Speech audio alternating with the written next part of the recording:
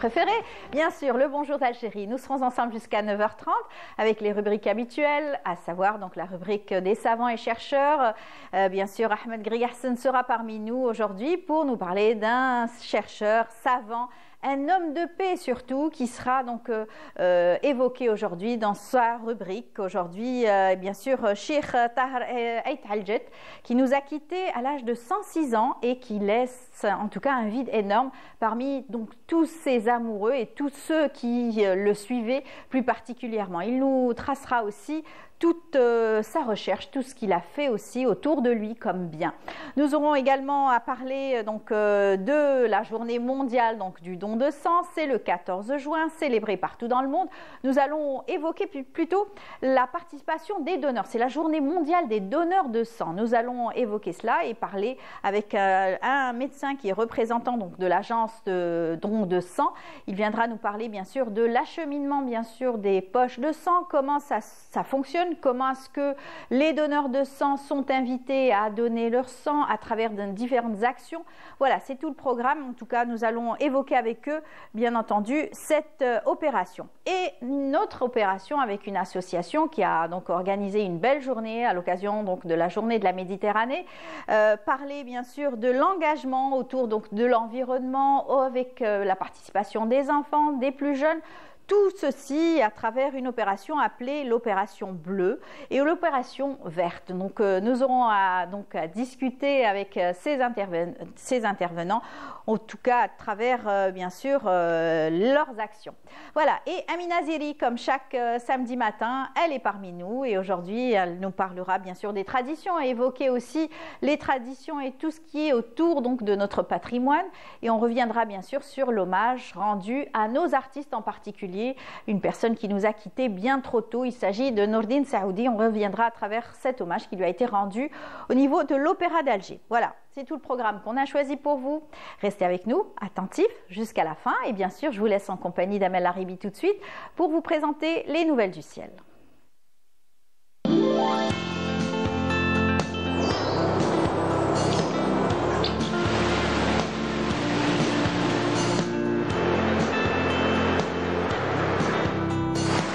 موبيليس تقدم لكم الأحوال الجوية.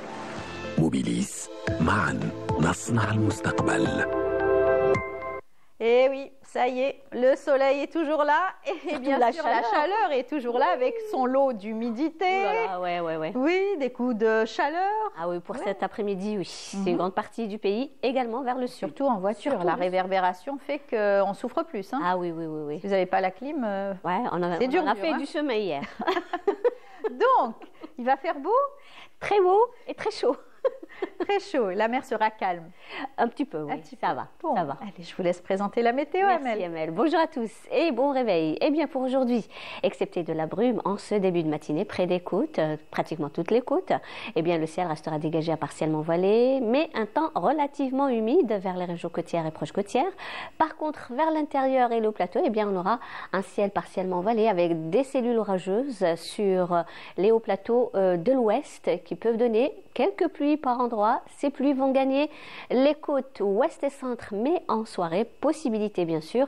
La moitié sud, eh bien, on aura un ciel partiellement voilé avec des orages sur le sud-ouest, tout au long des frontières algéro-maliennes, le Gartassili, le sud du Sahara oriental, et ces nuages vont donner quelques pluies parfois sous forme d'averses orageuses du côté de Tamanrasset, plus exactement.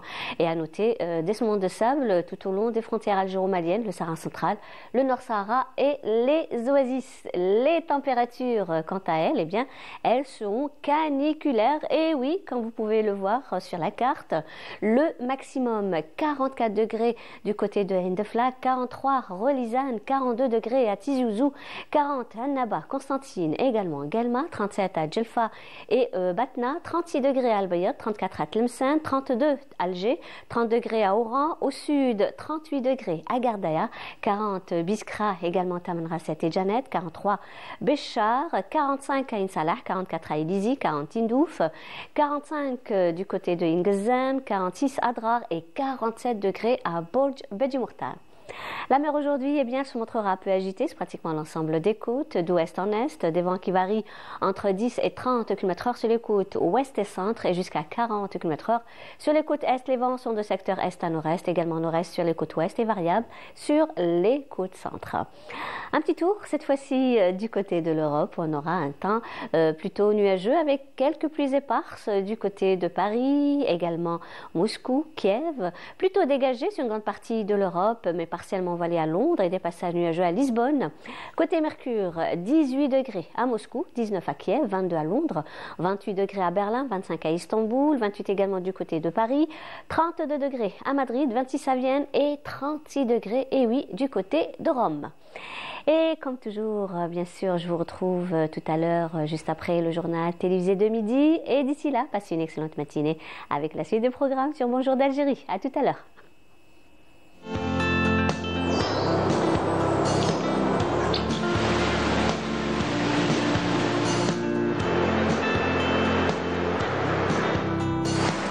موبيليس قدمت لكم الأحوال الجوية.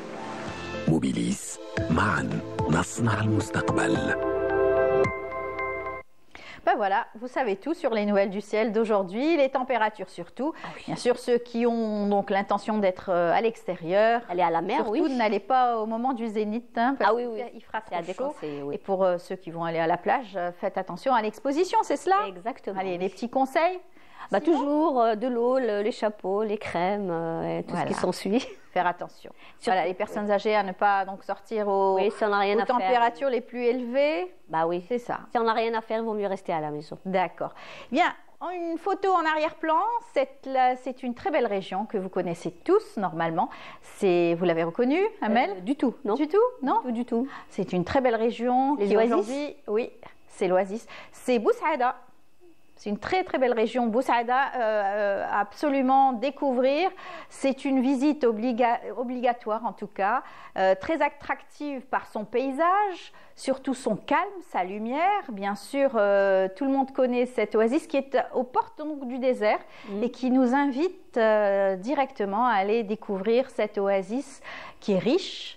Qui a fait sa renommée à travers bien sûr les paysages et surtout le travail, oui, le beau moulin en pierre très ancien et surtout cette tradition des gens de Boussaïda avec bien entendu cette lumière qui a été très très bien peinte et reprise par le peintre orientaliste Étienne Dinet qui a fait donc de cette région une découverte par beaucoup de personnes qui vont dans cette région pour découvrir le musée d'Étienne Dinet. Voilà, Nasreddin Dinet, qui a été rebaptisé Nasreddin Dinet et qui est une véritable œuvre d'art. Magnifique. Voilà. Et bien sûr, on n'oublie pas la Zawiyat al-Hamel, qui est une zawiya qui a fait aussi l'attractivité donc de cette belle oasis de Boussaïda. Beaucoup de personnes vont à Boussaïda pour aller visiter cette zawiya. Il y a un mausolée, il y a aussi cette mosquée et surtout une très belle région. Donc, il paraît qu'il apaise parce qu'elle est tout à fait en haut, sur une colline et qui apaise énormément quand vous êtes au tout dessus. En tout cas, une belle spiritualité. Ah oui, oui. Voilà. Ça donne envie de partir. Ça donne envie de partir, sans pour autant oublier bien sûr tous les mets culinaires, cette riche aussi diversité culinaire et les fromages.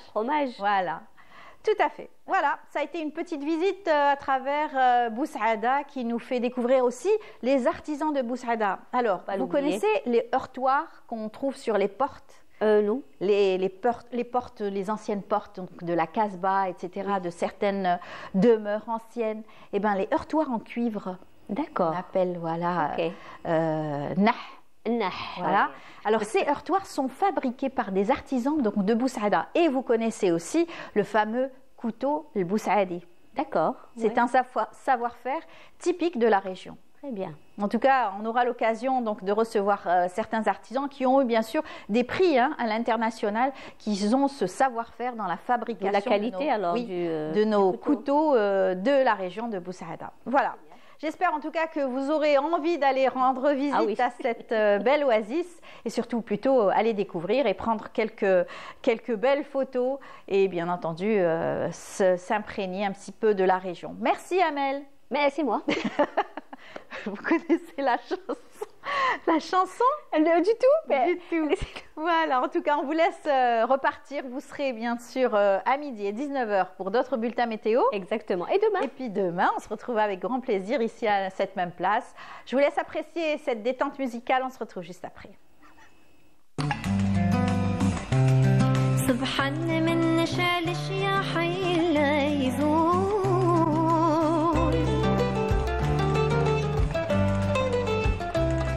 صبحا من نشالش يا حي لا يزول كرمنا بالشفيع الهادي المختار تاج القم سيد الابرار الزكي المجدب والنوار ذكروا في المهاج اخوة ونزار سكن بينا الضلوع مرشق بينا زفاقي بسم الله الحمد شيق نزور الهادي طار وللمعراج المفضل رحل البراقي سيدنا محمد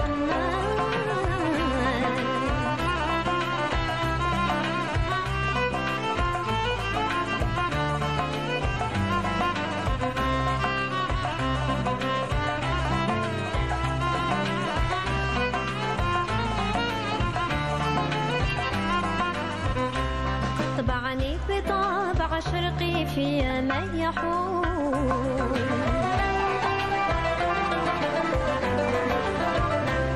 طبعني بطابع شرقي في من يحول شوق نبت طار عن طول الداج ما حلالي يا مولغناج نار وحشوفي كبديها حييت نرغب لا من نطفها كيت مشهب فيك باديها يجد شواقي نار وما تخمد شيق نزور الهادي طه وللمعراج المفضل رحل البراقي سيدنا محمد سير في الطريق المشريق بغيره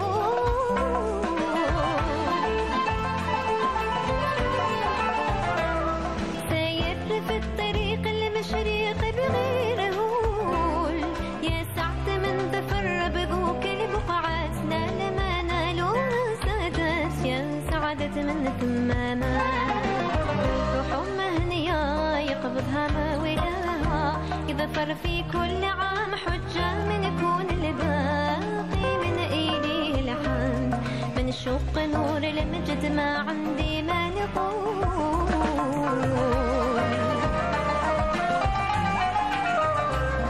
من شوق نور المجد ما عندي ما نقول مشهب فوق مشهب على مشهب ذكني بالقوسون الشاب ذا المفضل سيد العرب النور صفته المسلمين نشاء لولاه ما يكون في الدنيا سبعة باقي مرفوعة بنعم شيق نزور الهادي طه مول المعراج المفضل رحل البراقي سيدنا محمد شيق نزور الهادي طه مول المعراج المفضل رحل البراقي سيدنا محمد نفسلك حلوة يا سعد اللي شاف بها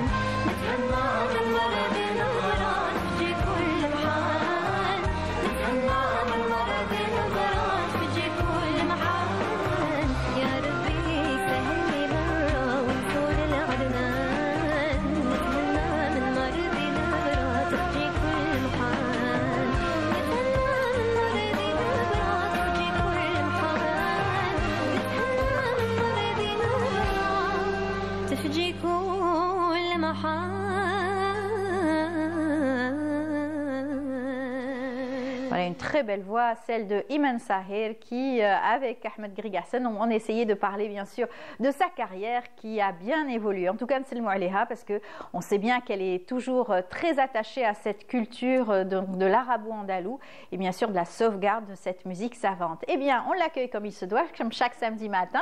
Ahmed, marhaba bik. Bonjour Amal, j'allais dire Nour. Oui. Alors, en fin de compte, on finit par être programmé un peu. C'est vrai, exactement. Pilote. Donc, صباح الخير. Donc, مرحبا بك. نهاركم مبروك إن شاء الله, سمانة مبروكة إن شاء الله. Donc, aujourd'hui, c'est un jour un peu spécial parce que vraiment, on est pile poil avec. Mais justement, on va en parler dans un tout petit moment. On va juste présenter votre jingle et on se retrouve juste pour en parler.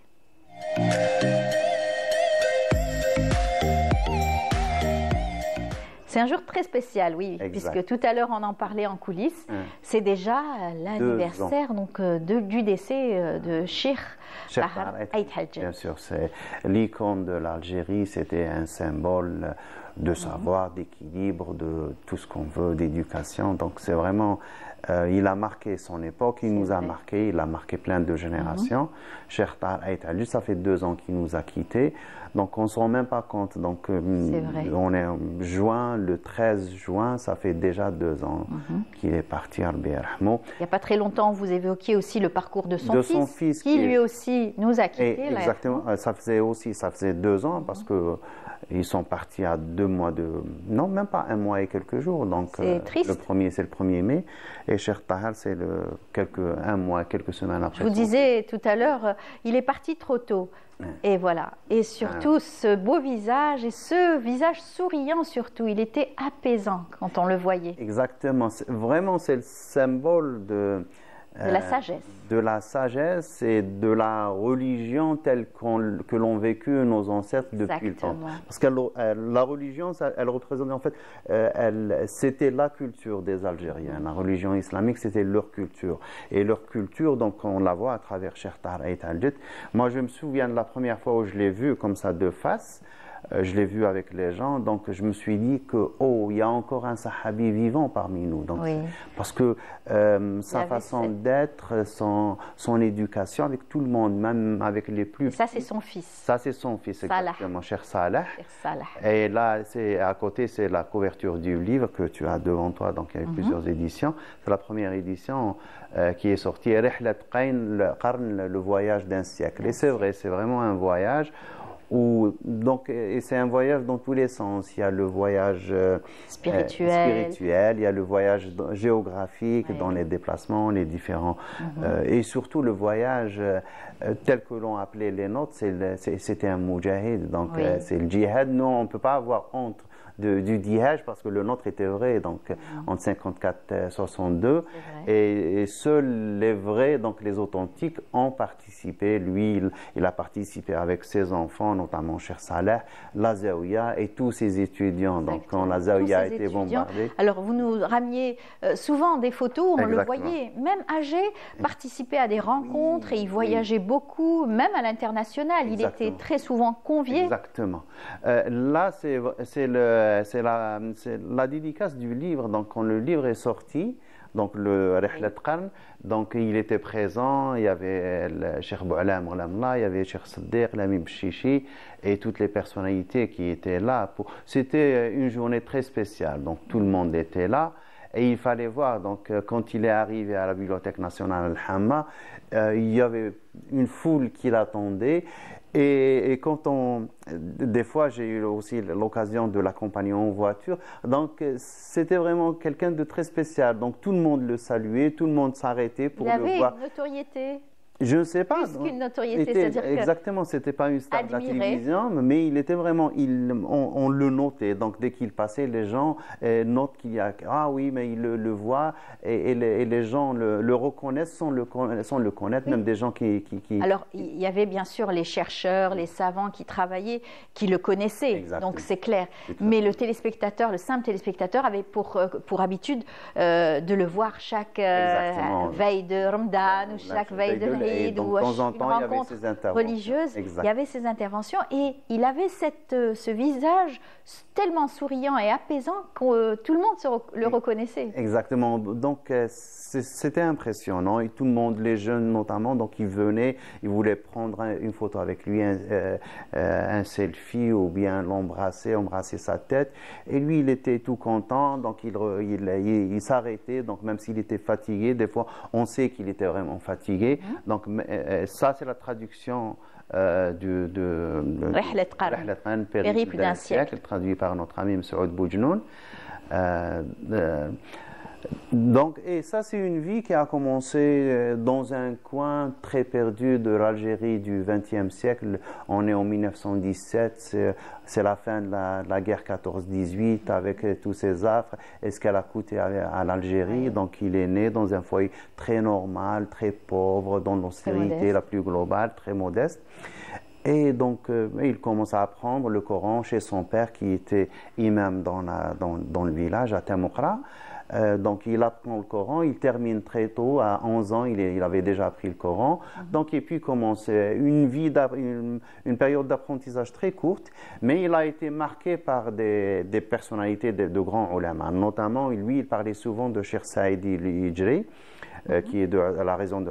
Donc il l'a marqué, il y avait aussi Cheikh Lahlou al-Khiyar, il y avait plein de gens. Donc ils ont appris dans les Zawiya, Sidi Ihya, Sidi Ahmedou Ihya, les Zawiya Doumalou, il est parti à Zawiya al-Hamlawiya. Donc, mais il a fait il a étudié peu, mais il a eu beaucoup de baraka de ses maîtres. Oui, donc, et c'est à la...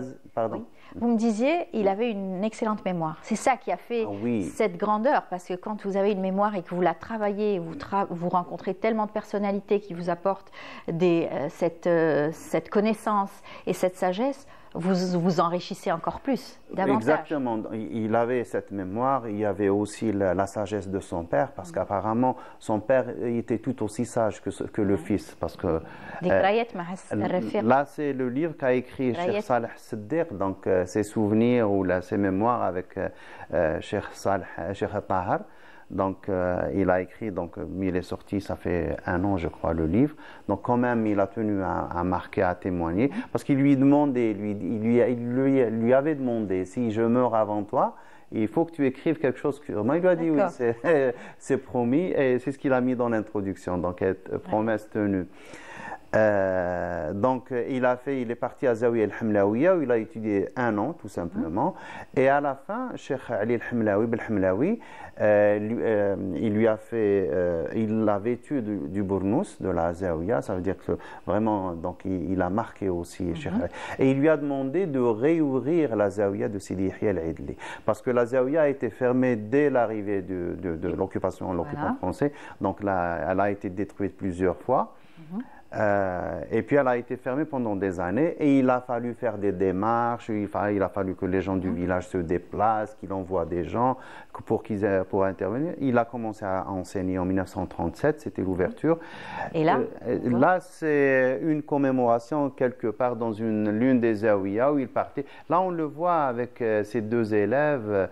À droite, non son fils n'y est pas. À droite c'est Dr Gaher et juste derrière lui Cheikh Abou Abd Salam, donc qu'on voit à la télé, c'était ses étudiants. Celui qui le tient par la main, je crois, c'est l'hôte, c'est Cheikh Zawiya qui le reçoit. C'est une des Zawiya je pense que c'est d'Ahmedou Ihya qui les reçoit quelque part. Donc, il était sollicité partout. Donc, quand j'ai essayé de préparer la rubrique, je suis parti dans les réseaux sociaux voir donc année par année toutes ces activités. Il est parti. Donc même là, c'est avec son ami Cheikh Mohamed Saghir Kharoubi, Allah yarhamou fi zouj. Là, c'est la rencontre après des années donc les deux. Cheikh Mohamed Saghir Kharoubi, il avait plus de 83 ans, 14 ans, et Cheikh Saleh, c'est son aîné, donc ils sont là. C'est-à-dire qu'il était toujours sollicité, même âgé. Vous m'avez raconté une belle anecdote où on lui avait demandé de venir pour un différend dans une région et il s'est quand même déplacé. Bien sûr, parce que c'est le devoir des marabtaïn. D'accord. Donc, les Marabtaines en Kabylie, donc les Marabtaines, c'est un peu les gens, l'élite un peu de la Oui. région, et ils ont deux devoirs. Donc, assurer le culte, Oui. donc apprendre le Coran et l'enseigner et devenir des imams, etc. Il y a aussi le problème des réconciliations. Quand il y a le moindre petit différend, même si c'est entre deux familles, donc un problème de partage, de frontières, ou là, entre les différentes fractions, ou là, les tribus, quelque chose, des fois c'est plus fort. Donc c'est à eux d'intervenir. Et c'était le rôle depuis leurs ancêtres, parce que c'est les pères fondateurs qui ont instauré ces traditions.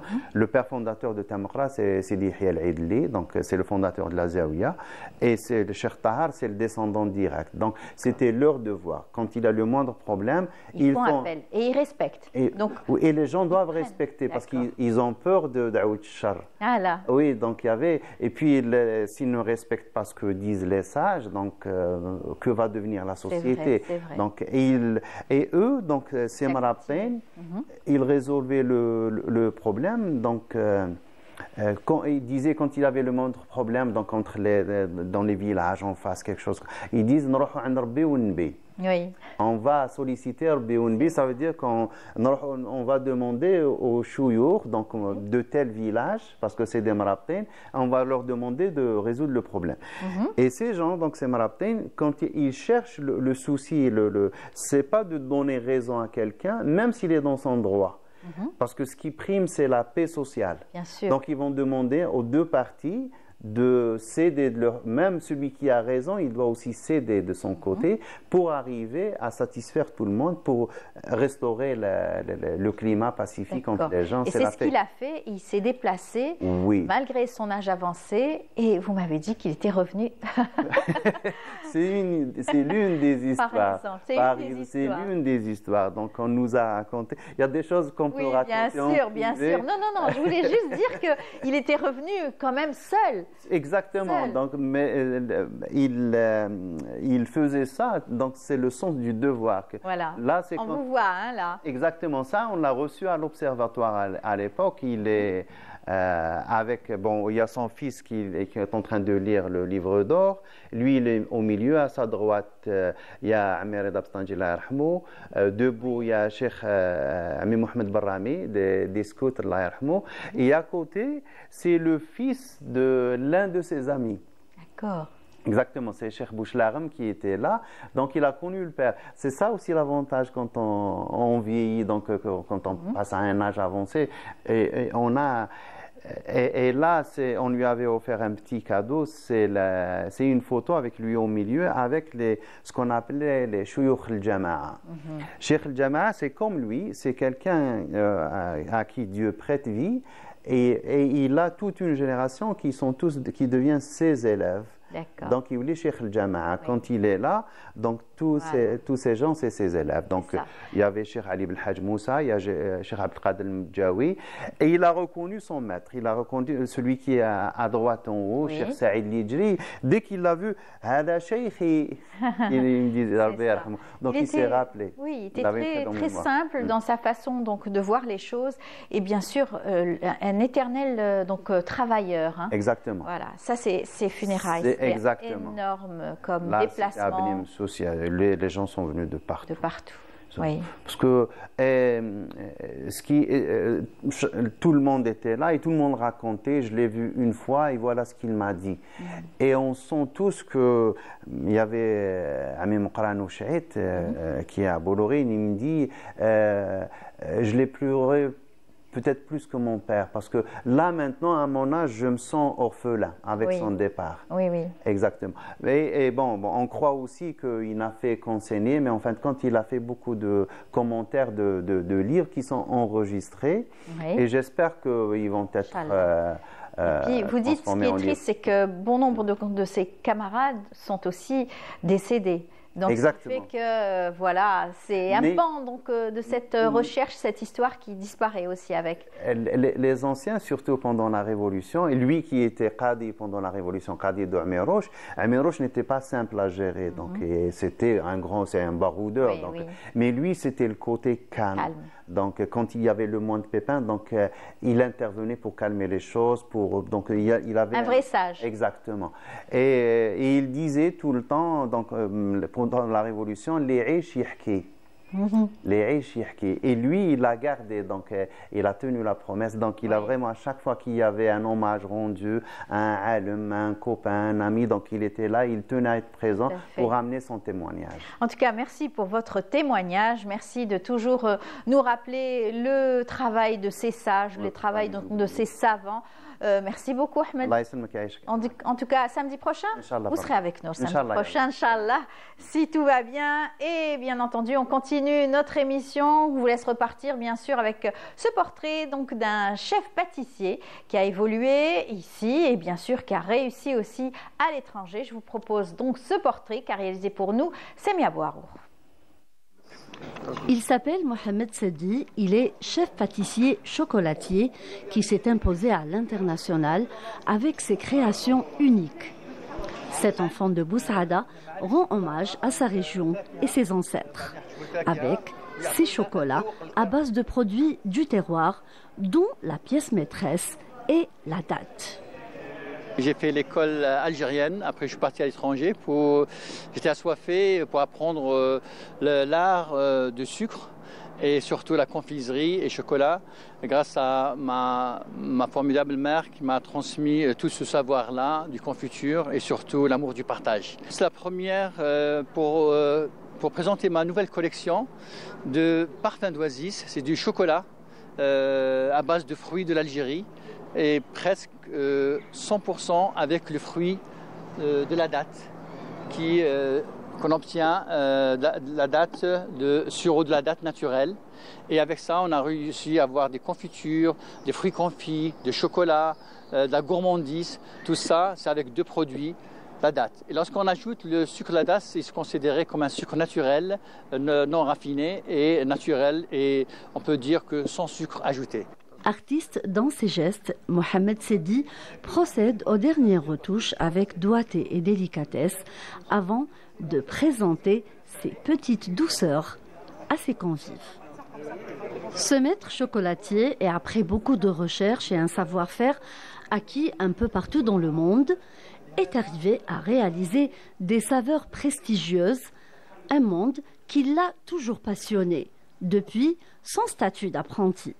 Il était un stagiaire في لوراسي وملي كان صغير كان عنده هذيك الموهبه كان باين لي بلي راح يولي ان غران شيف الوغ عاونناه كلش والحمد لله دوكا راهو حل لونتربريز تاع لو شوكولا لا كونفيتور اي سي سبيسياليزي في الاخر. Et ça m'a fait plaisir. Cet expert hautement qualifié en tout ce qui concerne le chocolat a conquis les cœurs de ses convives lors d'une séance de dégustation. On a un goût léger, un goût fouetté, très bon, très léger. Et vraiment pour les diabétiques, pour les gens qui ne supportent pas le sucre, je les conseille. Ils sont très bons, très très bons. C'est très fin, c'est bon. Et c'est enrobé de palmiers, enfin d'extraits de dattes, je pense, qui donnent un goût vraiment typiquement spécial pour ces chocolats. Et moi j'aime bien, d'ailleurs j'en ai mangé plus que ma femme. Bon, le goût c'était hyper bon, c'était léger et il y a des saveurs qu'on n'a pas déjà goûtées, donc on a aimé. Mohamed Sedi a fait voyager l'assistance à travers ses douceurs et créations. De retour sur notre plateau, on a donc le plaisir d'avoir avec nous aujourd'hui le directeur de l'évaluation et du suivi au niveau de l'agence 200. Il s'agit de Mohamed Akrour. Bonjour. Bonjour à tous les téléspectateurs de Canal Algérie et merci de votre invitation sur ce plateau pour parler d'un sujet essentiel qui est le don du sang. C'est vrai, marhaba bik, en tout cas. C'est la journée mondiale des donneurs de sang. Nous, chaque année, on essaye donc de médiatiser pour essayer donc de sensibiliser le plus de personnes à donner de leur sang. Surtout que quand on sait, comme c'est une denrée assez rare et difficile aussi, et que beaucoup de personnes souffrent, que ce soit au niveau des hôpitaux, des accidentés, des malades, des personnes qui ont des pathologies, qui ont besoin donc de ce sang. Vous êtes là pour nous parler donc de votre travail au quotidien et surtout marquer cette journée, qui est donc la journée des donneurs de sang. Oui.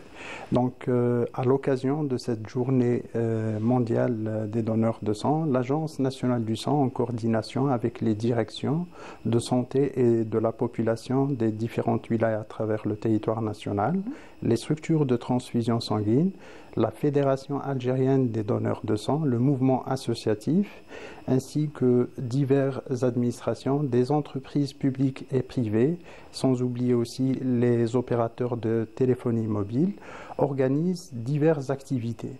Ces manifestations comprennent des cérémonies honorifiques au profit des donneurs de sang, des points de presse, des campagnes de sensibilisation et bien sûr des campagnes de collecte de sang. J'oublie pas que en cette période, nous sommes en train d'organiser 2 campagnes de collecte avec 2 de nos partenaires qui sont Algérie Télécom et la Direction générale de la Sûreté nationale. Je rajoute aussi que le ministère des Affaires religieuses et des Waqf ainsi que Jama' al-Jazair s'implique aussi dans cette noble cause en organisant le presse du vendredi 13 juin dont le thème était le don du sang et qui a été suivi d'une collecte de sang. Voilà. Bien sûr, c'est important, voilà, oui. c'est important. Bien sûr, pour sensibiliser un maximum de personnes. Et quand ça passe par différents, bien sûr, moyens, c'est important donc de le souligner. Alors cette fois-ci, le slogan, c'est donnez votre sang, donnez de l'espoir. Ensemble, nous sauvons des vies. Voilà. Nous sauvons des vies. C'est vrai que l'Algérie, à l'instar des pays du reste du monde, célèbre chaque année la journée mondiale des donneurs de sang, placée sous le parrainage de Monsieur le ministre de la Santé. Pour cette 21e édition, donc l'Organisation mondiale de la santé a retenu le slogan donnez votre sang, donnez de l'espoir. Ensemble, nous sauvons des vies.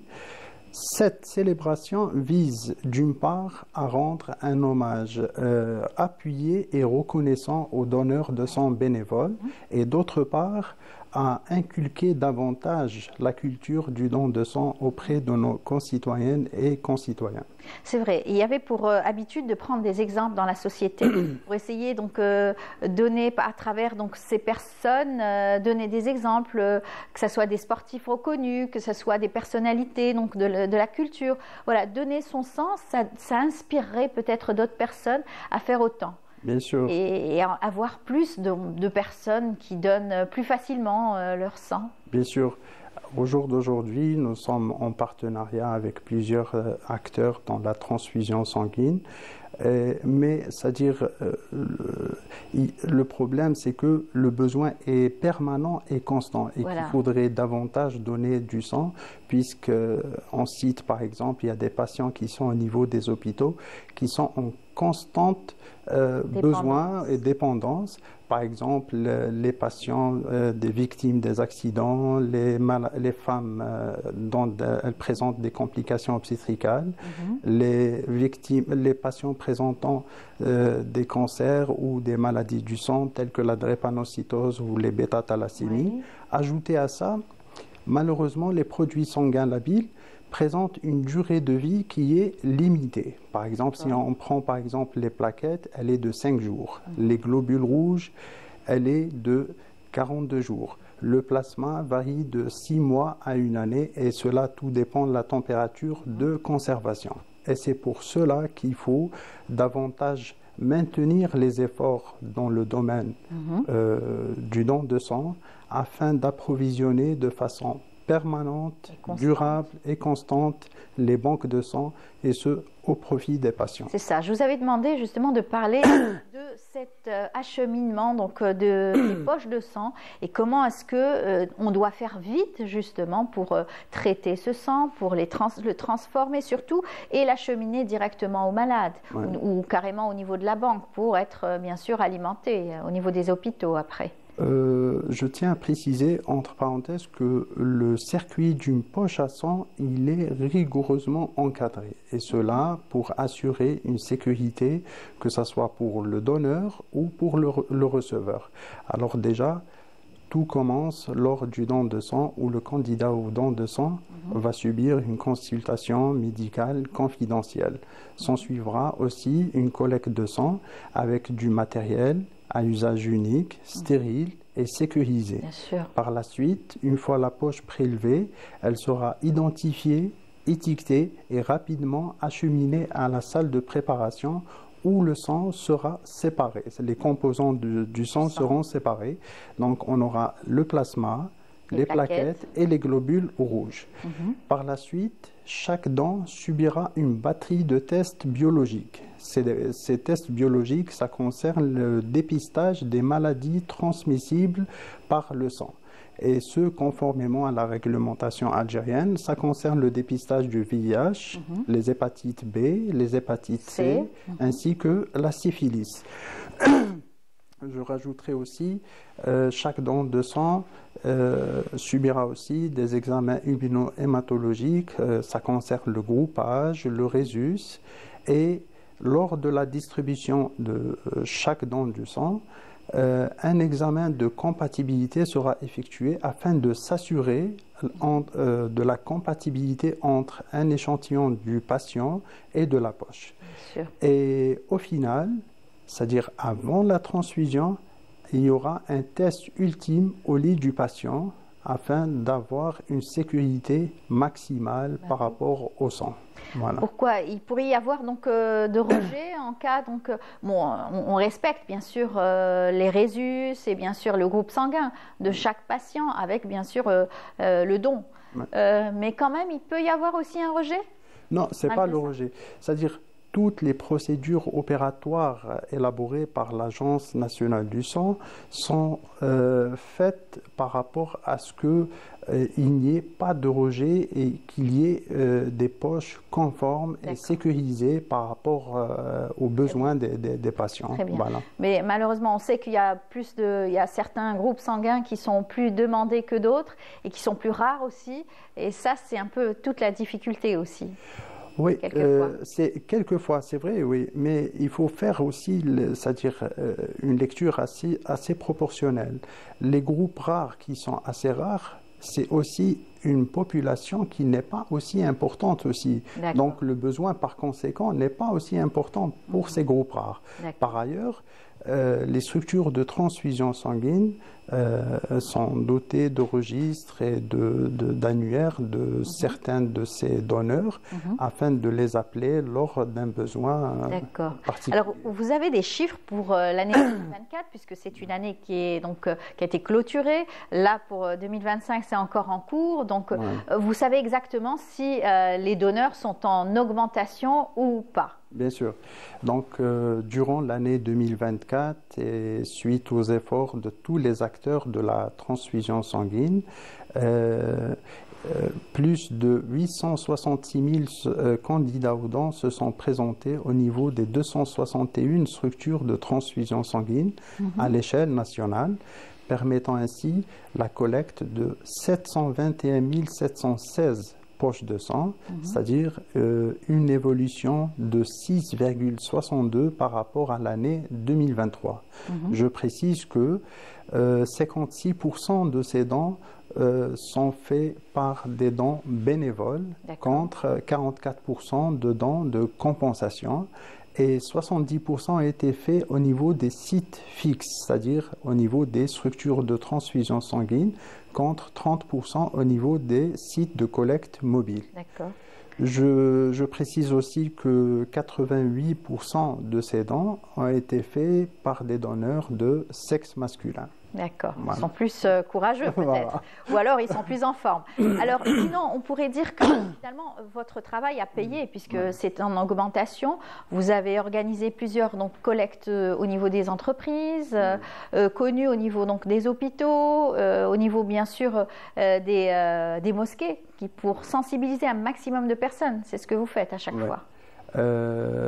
Récemment, c'est-à-dire on est en train de préparer. Bon, durant cette période, il y a eu organisation de plusieurs collectes, donc notamment la collecte avec Algérie Télécom et la Direction générale de la Sûreté nationale, et sans oublier notre partenaire aussi, le ministère des Affaires religieuses et des Waqf, ainsi que Jama' al-Jazair, qui activent principalement dans ce domaine à travers des prêches et des collectes aussi. Très bien. Voilà. En tout cas, l'avantage pour le donneur, c'est qu'il a une carte de groupage, et puis une carte de donneur surtout, et il a un bilan gratuit, c'est cela, sans pour autant avoir bien sûr tous ce don qu'il fait pour l'individu. Donc c'est en tout cas une belle donation pour lui. C'est un avantage. Bien sûr. Oui. Vous savez, c'est-à-dire non plus que le don du sang permet de sauver des vies, mais il a des bienfaits sur le donneur lui-même aussi. Alors, sur le plan humain, c'est-à-dire un donneur peut sauver jusqu'à 3 vies. Donc, par ses plaquettes, par son plasma et par ses globules rouges, et cela peut procurer une satisfaction personnelle. Bien sûr. Sur le plan médical, il permet un suivi médical continu, puisqu'avant chaque don, le donneur se présente devant une consultation médicale qui sera suivie par des analyses aussi. Sur le plan physiologique, donc après chaque don, il y a une régénération des cellules sanguines de l'organisme, c'est-à-dire après chaque don, le corps met en action des mécanismes de régénération de ces cellules qui peut apporter un bon équilibre hématologique. Très bien. On peut donner son sang donc tous les combien? Tous les 4 mois pour les hommes et chaque 3 mois pour les femmes. Très bien. Voilà. En tout cas, voilà le message. 3 mois pour les hommes et 4 mois pour les femmes. D'accord, voilà. Parfait. Voilà. En tout cas, le message est passé en principe ce matin. On vous dit bon courage pour vos opérations et surtout pour ce travail de médiatisation et de sensibilisation, surtout au niveau des donneurs de sang. Merci beaucoup. Merci à vous. Voilà. Donc, juste en dernier, à l'occasion de la Journée mondiale des donneurs de sang, je tiens à remercier chaleureusement tous les donneurs de sang. Mais je tiens à préciser que le besoin, il est constant et permanent. C'est pour cela que je lance un appel aux dons à tous nos concitoyennes et nos concitoyens qui sont âgés entre 18 et 65 ans, se portant en bonne santé et pesant au-delà de 50 kilos, à se présenter au niveau des sites de collecte, que ce soit des sites fixes ou que ce soit des sites de collecte mobile, et ce afin de donner leur sang. Parfait. Et merci. Merci à vous. Je rappelle donc Monsieur Akrour, Mohamed, vous êtes médecin et vous faites partie donc de l'agence de sang nationale de sang. Merci bien et à très bientôt, Inch'Allah. Voilà, on continue notre émission. Je vous invite tout de suite à suivre ce reportage signé Nawel Benjilali qui nous fait découvrir un beau club qui a eu pour initiative d'inclure donc des enfants aux besoins spécifiques et vous verrez comment ça donne beaucoup de bonheur à ces jeunes enfants. Regardez. Dans un coin discret de la commune de Barlia, une académie de football pas comme les autres fait des miracles. La Football Challenge Academy a lancé un programme Sport pour tous dédié aux enfants autistes et trisomiques. Ainsi, le terrain se transforme en espace d'épanouissement. Ici, à l'académie, le score importe moins que les étoiles dans les yeux de ces joueurs pas comme les autres. Le ballon rond devient une thérapie. خيرنا وخممنا باش نفتحوا لهم ان كرينو سبيسيال هكذا باش يقدروا يحققوا الحلم تاعهم. باسكو ما يخفالكش هاد الدراري شفناهم ماهمش غير في بغليه راهم بارتو.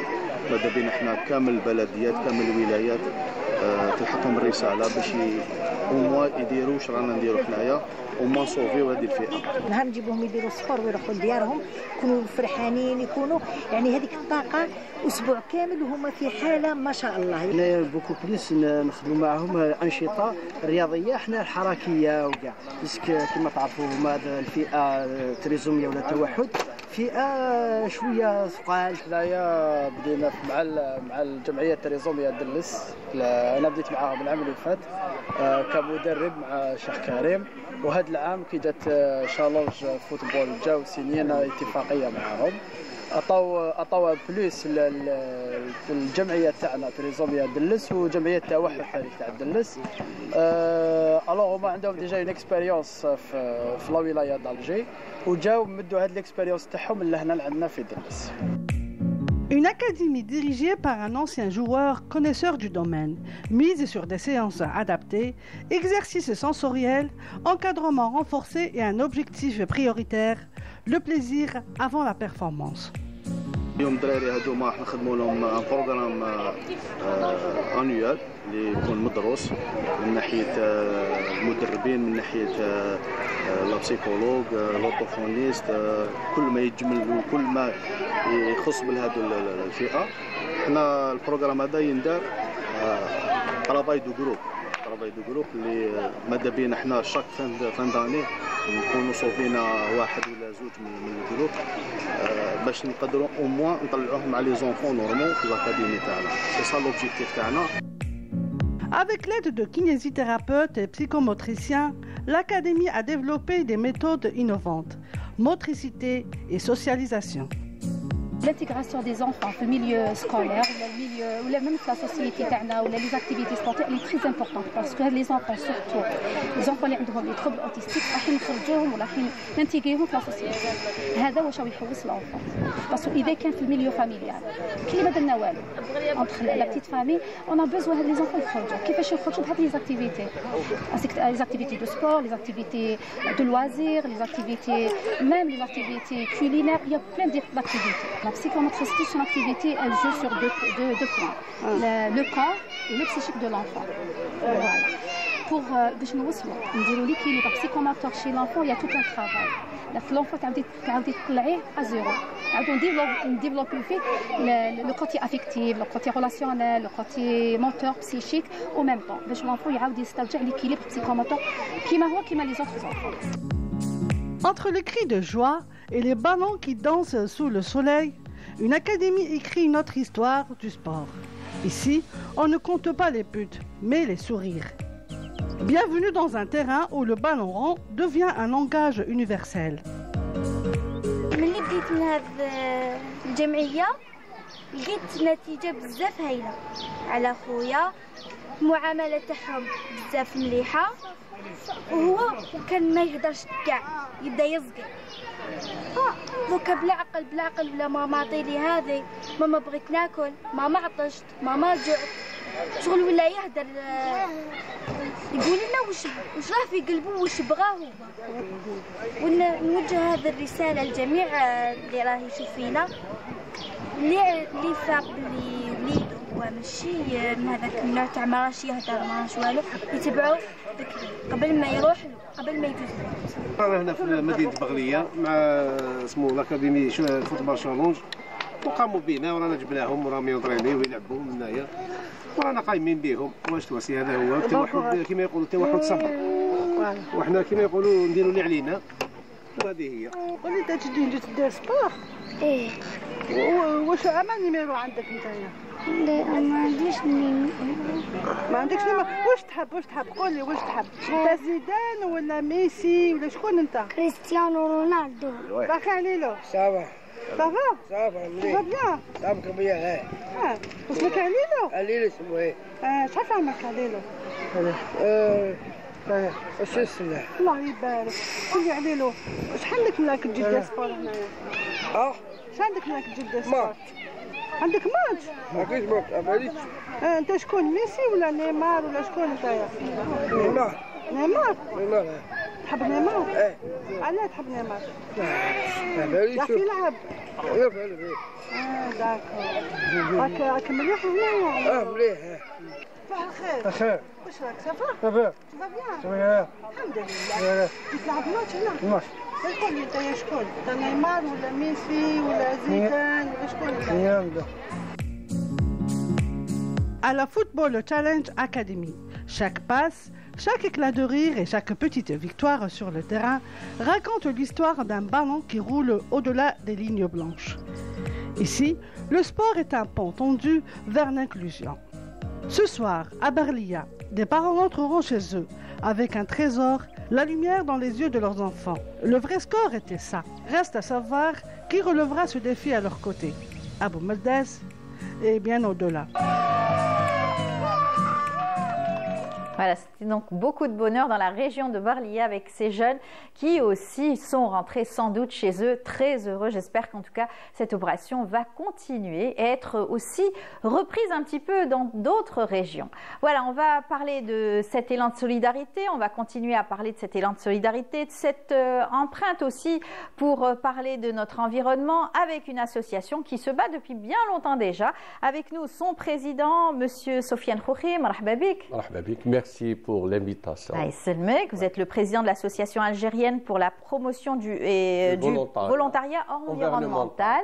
On a l'habitude de vous recevoir, vous avez souvent des actions, vous êtes accompagné par votre secrétaire général, monsieur Mehdi Youssef Qadi, marhaba bik. Esmek marhaba, et toujours ravi d'être parmi vous. C'est gentil. C'est un plaisir d'être ici. Merci. Et de partager nos expériences et nos actions. Voilà, des actions qui sont nombreuses puisqu'on a l'habitude de vous recevoir souvent à travers des actions que vous menez. Vous l'avez menée justement juste avant Eid Kbir et vous avez fait une belle opération avec les enfants. Voilà, c'était juste à l'occasion de la Journée mondiale de l'environnement. À l'occasion de la Journée mondiale de l'environnement, donc on n'a pas pu célébrer le jour J, le 5 juin. Donc on a décalé avec une journée parce que oui, vous étiez c'était l'Aïd. Bien sûr. Donc on a fait, c'était le 4 juin, on a organisé 2 ateliers au profit des enfants du Salombier. Donc c'était l'atelier vert pour la protection et la préservation de la forêt. Et la deuxième thématique, c'était l'atelier bleu. Tout ce qui est lié à la mer et à l'économie de l'eau. On a travaillé sur le concept de l'eau. Voilà. Donc, il faut le préserver. C'est une ressource donc, rare où le monde entier il est en crise de l'eau. Donc, c'est pour ça qu'on a pensé. Et vous avez basé sur des personnes très importantes, c'est la jeunesse, les enfants, des enfants qui sont les premiers à être sensibilisés, qui deviennent des adultes responsables. Moins de 15 ans. Oui. Donc, on a expliqué bien aux enfants le concept pour qu'ils vont travailler à travers un concours de dessin. Tout à fait. Voilà. Et ça a été en tout cas bénéfique, puisque c'est des actions que vous menez à chaque fois, et à chaque fois c'est de nouveaux enfants. Monsieur Qadi, vous avez l'habitude de travailler dans le domaine de l'environnement, on vous a reçu plusieurs fois, vous avez fait plusieurs COP. Oui, à partir de la COP 21 jusqu'à la COP 30. Donc, on participe réellement au niveau national et au niveau international. Je pourrais dire, revenir sur la création de l'association algérienne sur le plan national, c'est de fédérer l'action environnementale par rapport aux associations algériennes et en même temps d'unir les efforts et en même temps d'avoir une plateforme d'action réel sur le plan national et sur le plan international. Je pourrais dire, utiliser un nouveau terme, c'est la diplomatie associative. Pourquoi pas?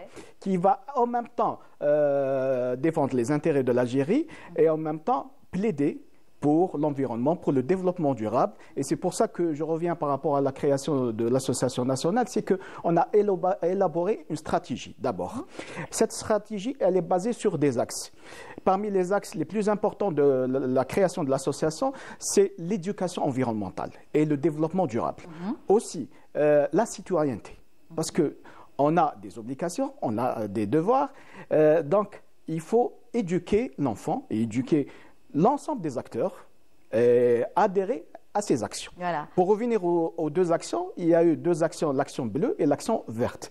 L'action, voilà, oui, les ateliers. Voilà, on voit des photos. Les photos, et c'est la participation directe des enfants, nettoyage des plages, décrassage de la Méditerranée, et en plus avec des actions de sensibilisation et un retour.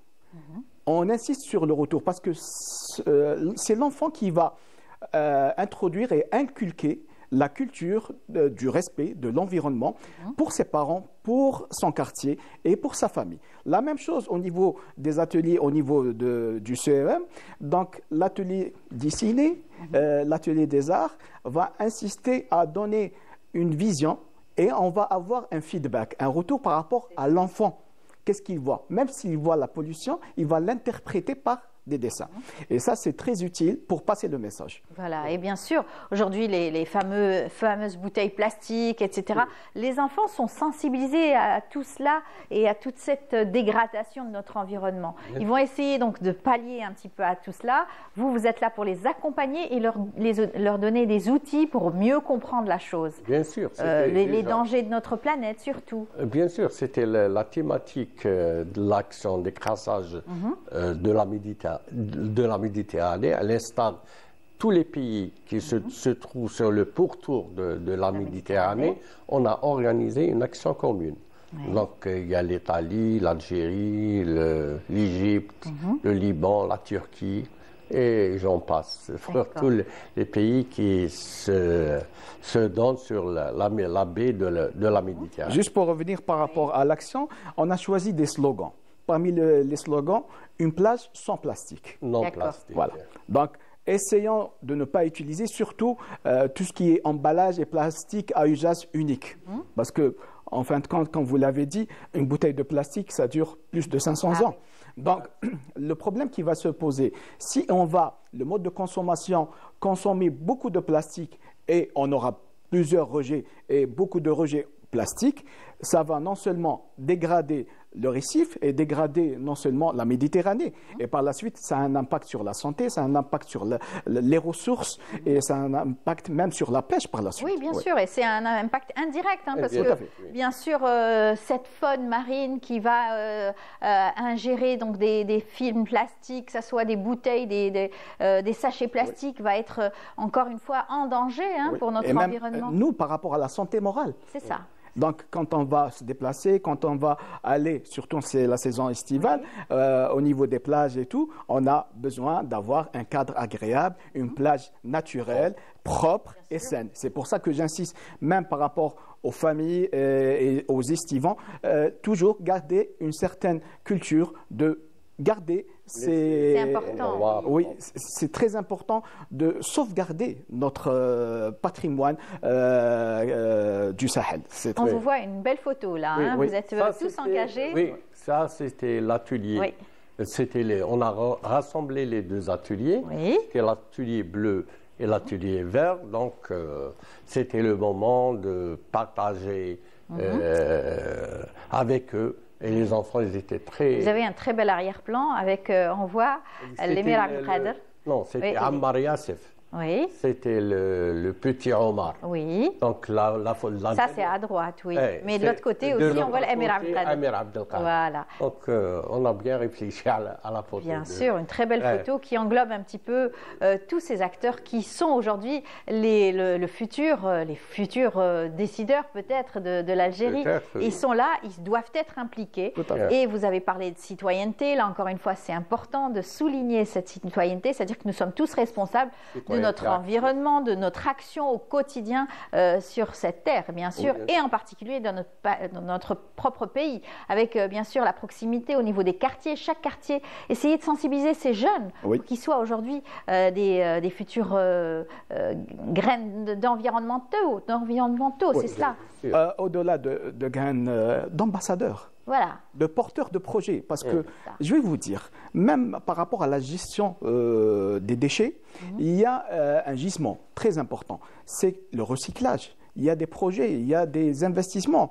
Donc, orienter et encadrer ces jeunes par rapport à l'entrepreneuriat vert, par rapport aux projets de proximité, avec l'adhésion, bien sûr, des comités de quartier, nous, autant qu'association nationale, les associations au niveau local, c'est très important, et pourquoi pas, chaque wali, chaque élu va participer à donner et responsabiliser une association pour suivre le quartier, pour suivre et faire remonter l'information par rapport au point. Parce que des fois, il faut communiquer. Et nous axons nos travaux sur une bonne communication. Et ça, c'est très important pour résoudre les problèmes de gestion, d'environnement et de faire participer chaque citoyen. Parce que nous, on est acteurs. Et c'est notre devoir d'être un bon citoyen et de donner tout ce qu'on a pour l'Algérie. Voilà. En tout cas, ça a été sensibilisé parce que beaucoup de nos jeunes travaillent pour des incubateurs verts. Aujourd'hui, de plus en plus, se tournent vers ces incubateurs et ils font des projets dans ce sens-là, avec le respect de notre environnement. Je reviens à l'opération d'écrasage de la Méditerranée. On a célébré aussi, c'était la journée mondiale anti-tabac. Donc, on a mis, notre slogan, c'était plage, non plastique, non tabac. D'accord, très bien. Vous avez ramené aussi de belles photos. Ça, c'est les dessins d'enfants. Des dessins d'enfants. Donc, les enfants, ils ont travaillé sur les deux thématiques. C'était la préservation de la forêt et l'économie de l'eau. Voilà. Et on pourra s'inspirer de ces dessins pour trouver des solutions et pour avoir des alertes par rapport à l'enfant, qu'est-ce qu'il voit, qu'est-ce qu'ils constatent réellement sur le terrain. Vous pensez qu'ils sont suffisamment aujourd'hui attentifs à ce qui nous entoure? Oui, surtout quand on a fait ces actions sur le terrain, il y a eu un bon feedback. On parle de jeunesse IT maintenant, connectée, mais en fin de compte, ces jeunes qui sont connectés utilisent la digitalisation, la numérisation pour passer le message aussi. Ça, c'est très important et d'être dans l'action. C'est vrai, c'est important. Alors, les actions, vous en avez régulièrement, vous avez fait plusieurs COP. Vous me disiez tout à l'heure que celle qui se prépare au mois de novembre, c'est ça? Oui, ça sera à Belém, au Brésil. Pardon? Ça sera à Belém, au Brésil. Très bien, au Brésil. La prochaine, ça sera au Brésil. On a beaucoup donc, de projets pour l'environnement, bien sûr, et j'espère que ça sera discuté et on aura de belles... Résolution surtout. Et aussi, on parle d'action. Parce que vraiment, quand on parle de changement climatique, de problèmes climatiques, c'est que le problème, ce n'est pas nous, autant que continent africain, c'est les pays industrialisés qui doivent adhérer, qui doivent participer réellement pour financer le fonds vert et pour financer le fonds climat. Nous ne sommes pas les pays les plus pollueurs. Pollueurs et émetteurs d'émissions. Tout à fait. Et cela ne paye toujours pas. Ne paye toujours pas, mais heureusement que l'Algérie a une stratégie de développement durable et de transition énergétique qu'on le constate sur le terrain aussi. Ça, c'est très important. Alors, on voit de belles images aussi d'environnement, de quartier, de nettoyage. Ça, c'était l'opération de nettoyage, désherbage, en même temps suivi avec une opération de reboisement. D'accord. Donc, on a fait ça, on a célébré ça, c'était la journée aussi de la forêt. Donc, on a inculqué aux jeunes d'être plus volontaires. Voilà, sur le terrain. Puisque si on parle de l'environnement, c'est le terrain. Tout à fait. Voilà, et l'opération de reboisement, ça encore une fois, il faut avoir cette culture, en tout cas, d'essayer de planter un arbre, que ce soit dans son quartier, son environnement, et pourquoi pas avoir une parcelle un peu plus boisée, plus verdoyante, on va dire. Avoir la main verte. Avoir la main verte, pourquoi pas. Et ça déstresse. Oui, ça déstresse. Et comme vous l'avez dit tout à l'heure, sur le plan religieux, c'est un devoir aussi. C'est un devoir, c'est important. En tout cas, vous faites de belles actions, vous êtes tout le temps sensible et vous sensibilisez aussi les jeunes encore très tôt. Vous avez d'autres projets en ce moment? Oui, il y a plusieurs projets. Pour les vacances? Oui. Ça, c'est votre affiche. Hein? Oui, c'était le logo, c'est notre logo. Donc, il y a le bleu et le vert. Donc, c'est choisi. C'est choisi volontairement, bien sûr. L'environnement et bien sûr cette denrée tellement rare et précieuse, l'eau. Et pour revenir par rapport aux actions, il y aura des actions sur le terrain de sensibilisation. Il y aura d'autres actions de préparation même pour la rentrée scolaire. Pourquoi pas créer des pépinières au niveau de chaque école Pourquoi pas, voilà, oui. Ça, on a plusieurs idées et qu'on va le partager avec l'ensemble des bureaux de l'association nationale à travers l'ensemble des wilayas de l'Algérie. Très bien. En tout cas, merci beaucoup. Monsieur Qaidi. Sinou. Voilà, merci beaucoup. Oui, allez-y. Donc, on remercie, c'était les activités que nous avons organisées. Oui. C'était grâce à notre sponsor qui s'appelle... on ne peut pas citer les sponsors. Non.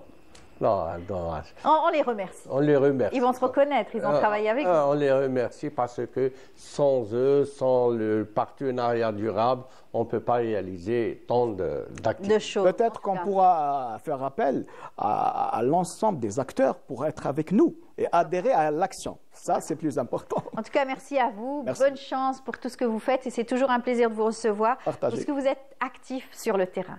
Merci beaucoup, Monsieur Koufri. Encore une fois, je rappelle que vous êtes le président donc, de l'Association algérienne pour la promotion et du volontariat environnemental. Merci à vous, Monsieur Haïdi, aussi, que vous êtes le secrétaire général. Allez, on vous laisse repartir avec ce reportage signé donc notre journaliste Lamia Bouda qui s'est intéressée à la nouvelle sortie donc, du livre de Madame Yasmina donc Sellam, le couscous, racines et couleurs d'Algérie. On se retrouve juste après.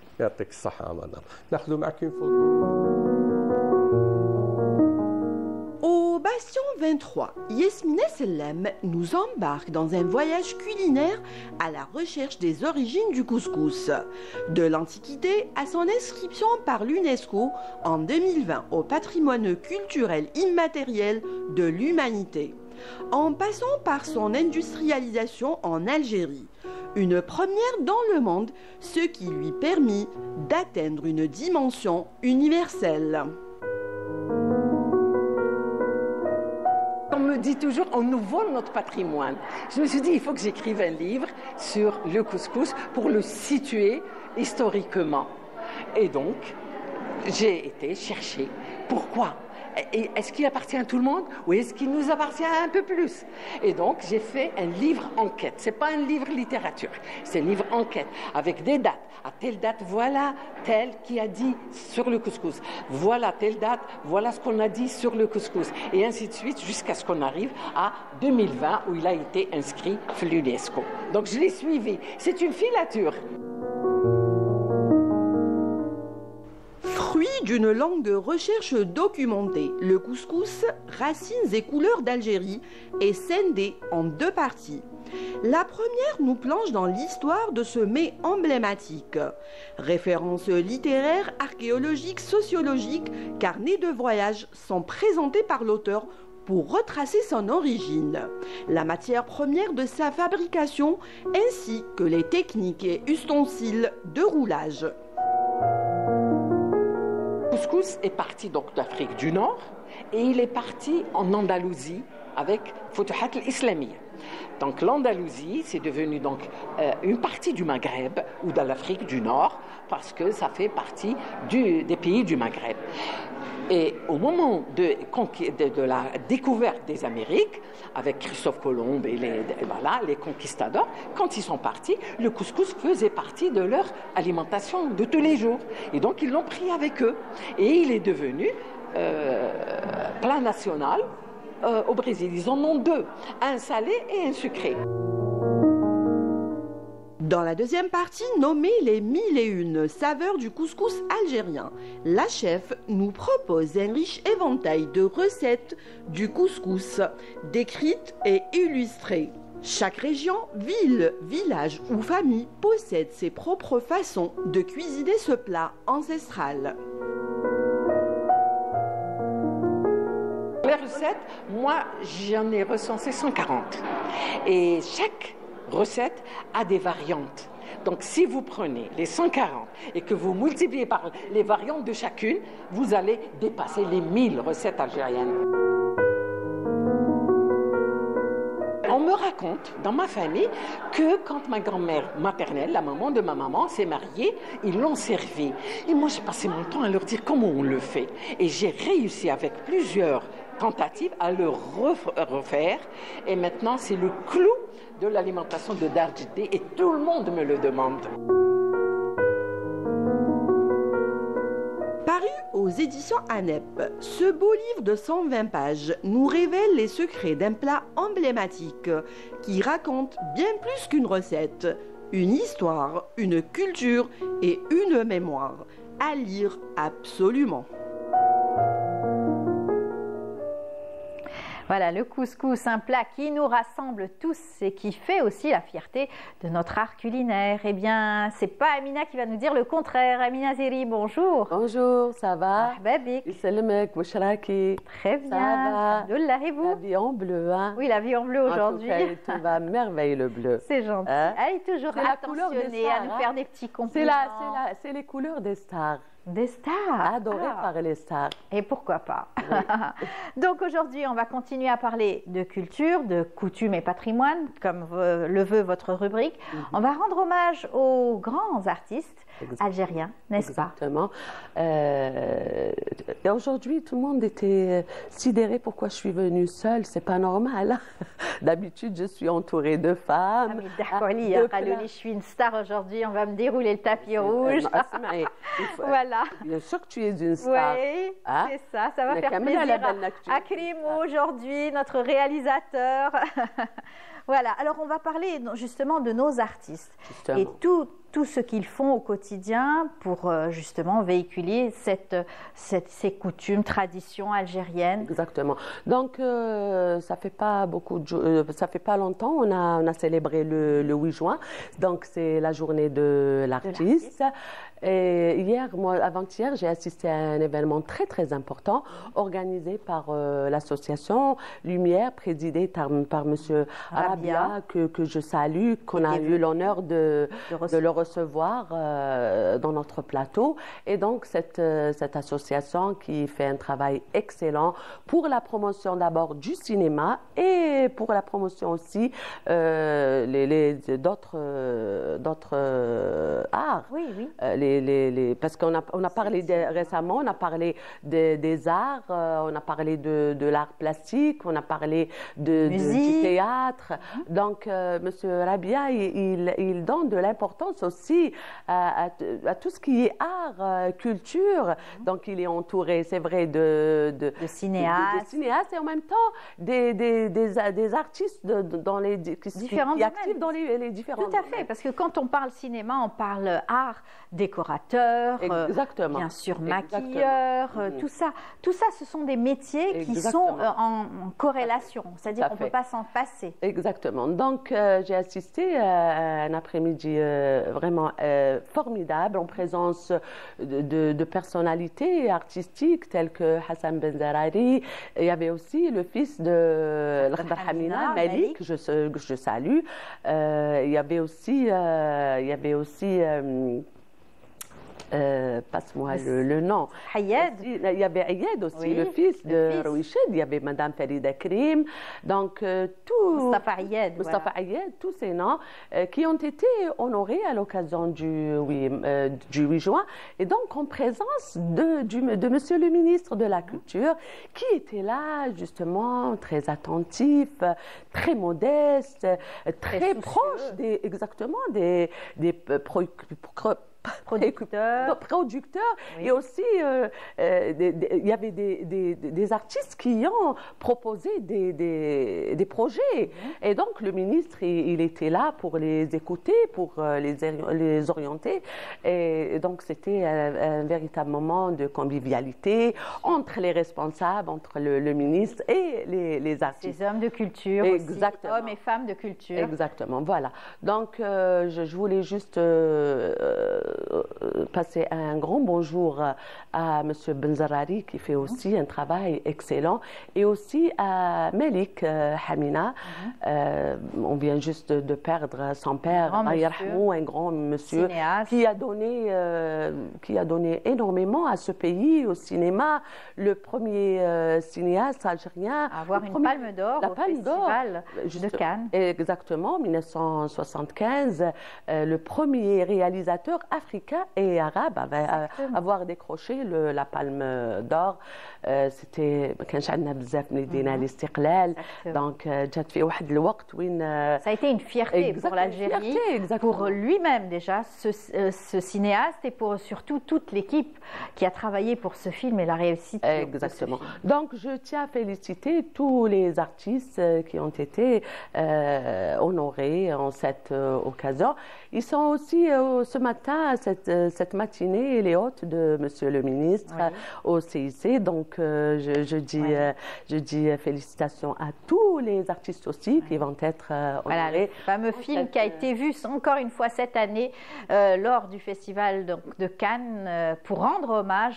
C'était prévu de lui rendre hommage de son vivant, l'Akhdar Hamina, l'Aghalb.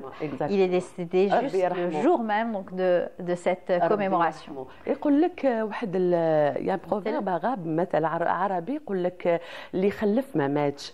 Donc son fils il était là pour continuer le combat. Donc il a des projets excellents, des projets extraordinaires.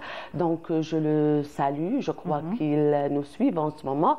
Et il m'a promis qu'il sera notre invité très prochainement, Inch'Allah. Donc moi j'ai eu le plaisir, j'ai eu l'honneur de connaître Oulado, donc les fils de Hamina, Tariq et Malik, que je salue. On les a reçus aussi sur notre plateau. Exactement, exactement. Voilà, donc... On va rendre hommage aussi à d'autres personnes qui nous ont malheureusement quittés, parce que ce sont des artistes et des artistes avec un grand A qui ont fait énormément de choses. À l'exemple de Nordine Saoudi, qui était un grand artiste, anthropologue, chercheur, qui a fait beaucoup pour la musique arabo-andalouse, lui qui était le président de l'association Sindousia. Alors un hommage lui a été rendu par l'association qui a pris le relais, l'association Sindousia, qui continue sur son parcours. Et on va le voir à travers donc cet hommage signé Lamia Bedbouda. Très bien.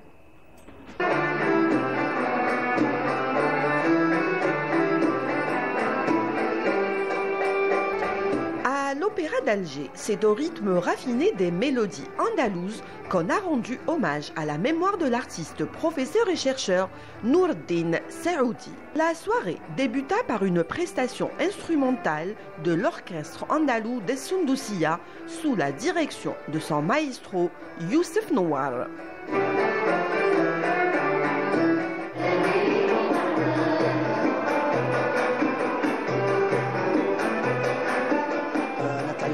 تعلمت منه لي ا بي سي تاع الاندلس بشويه بشويه تعلمت من عنده لا فوا تعلمت من عنده لا فاسون شونتي لا جوستيس l'instrumentation la discipline. Il était unique dans son genre. Il était membre fondateur de notre association. Il était quand même cultivé du côté musical. Il était chercheur, absolument. Moi, je vous ai dit, c'était un bonhomme très sociable. Il était, que dire de plus, de la bienséance, de la classe.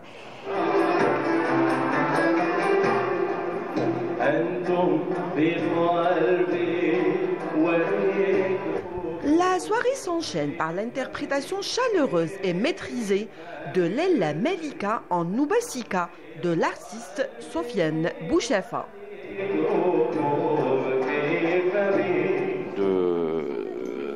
C'est une personne qui va droit au but, qui ne tourne pas autour du pot, qui explique les choses d'une manière parfaite et qui est objectif dans son travail. C'est-à-dire, quand il fait quelque chose, il y a toujours un objectif bien tracé, bien défini, donc il va droit au but. Et c'est ce qui a fait justement sa grandeur et son nom.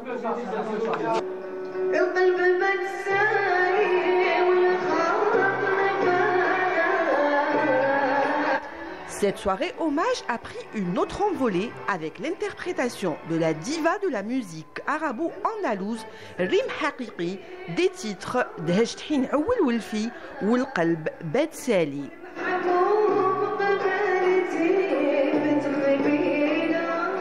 C'est une perte pour nous. نتمناو له الرحمة وإن شاء الله باش نقول لك الجنة إن شاء الله. C'est un grand homme, un grand musicologue qui a fait beaucoup de recherches sur la musique andalouse et on est très reconnaissant. C'est pour ça qu'on est là justement aujourd'hui.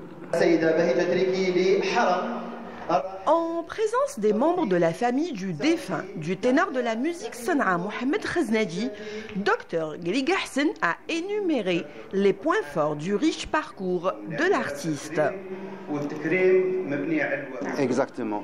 Monsieur Nordine Saoudi, on va évoquer une personnalité multidimensionnelle parce que non seulement il est musicien, il a été créateur en termes de musique andalouse, il a créé la fameuse Nouba Sihli, la Nouba Ziria, donc il a osé et c'était quelque chose. Donc imaginez, depuis 5-6 siècles, il n'y a eu aucune innovation dans la musique andalouse et c'est lui qui l'a faite, c'était quelque chose d'extraordinaire.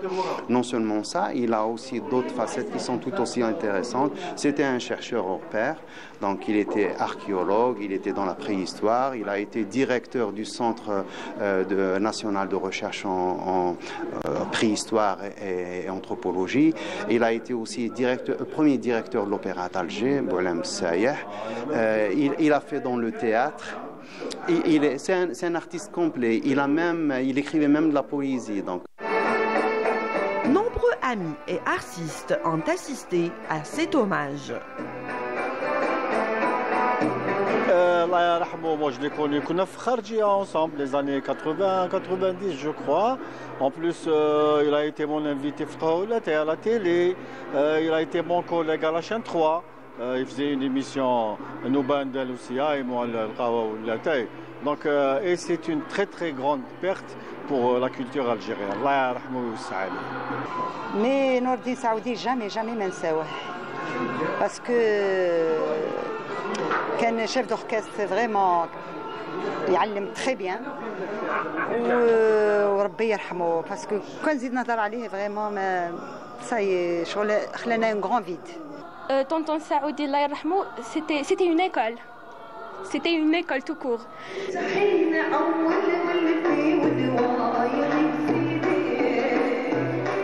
Chercheur passionné, musicien d'exception et pédagogue infatigable, il a voué sa vie à la sauvegarde et l'enrichissement du patrimoine andalou. Son œuvre, comme sa passion, continueront de résonner longtemps dans les cœurs des mélomanes.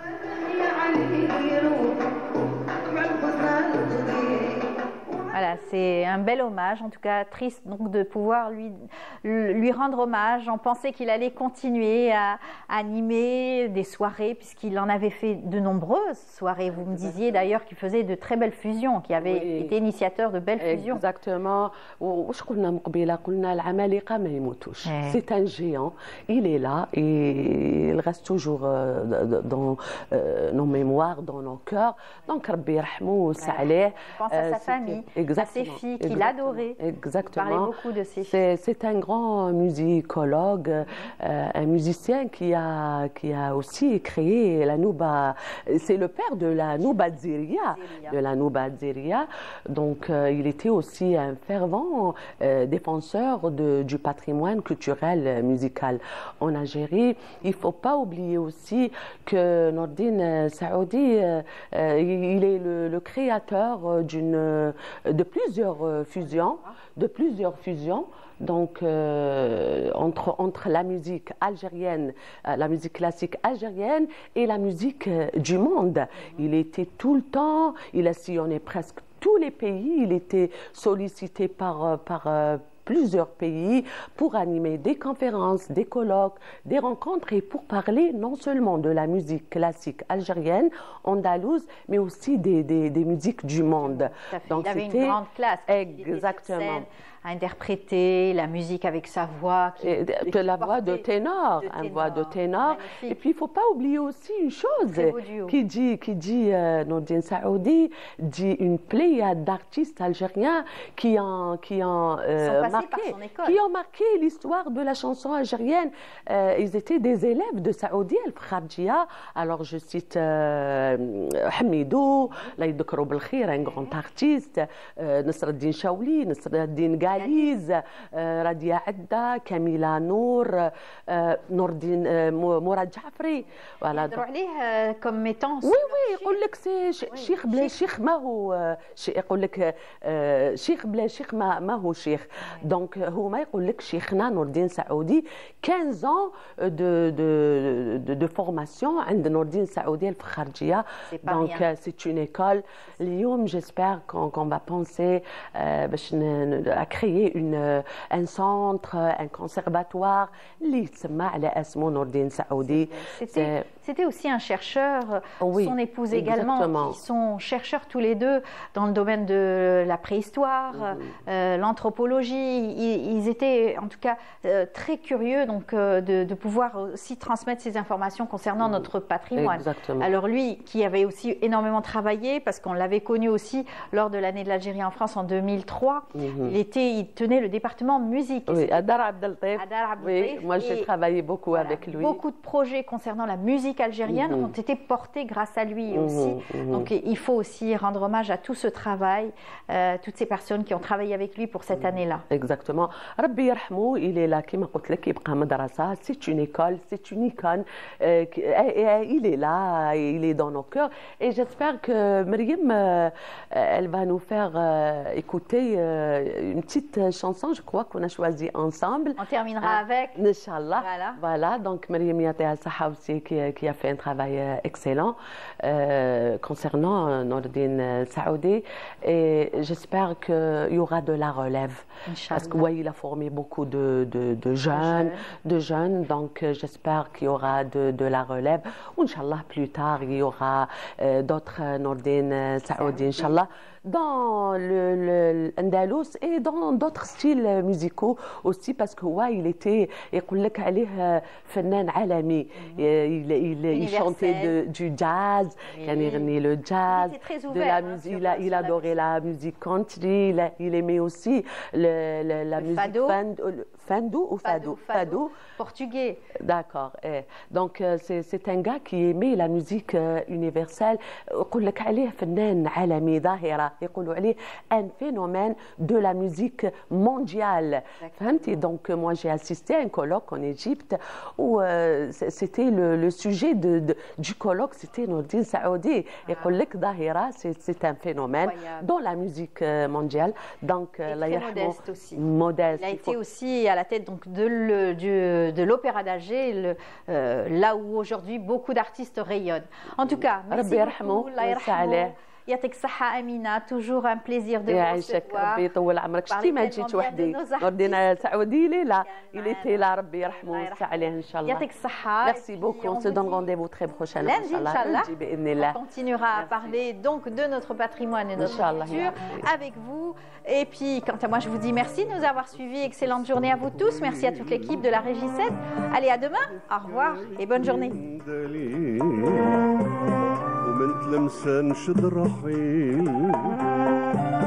بنت زي رحت قلب سليم تفكروا معايا يا كرام العم ده لمكني دليل نور ضوى بين الهمام عمد الكريم هو فليل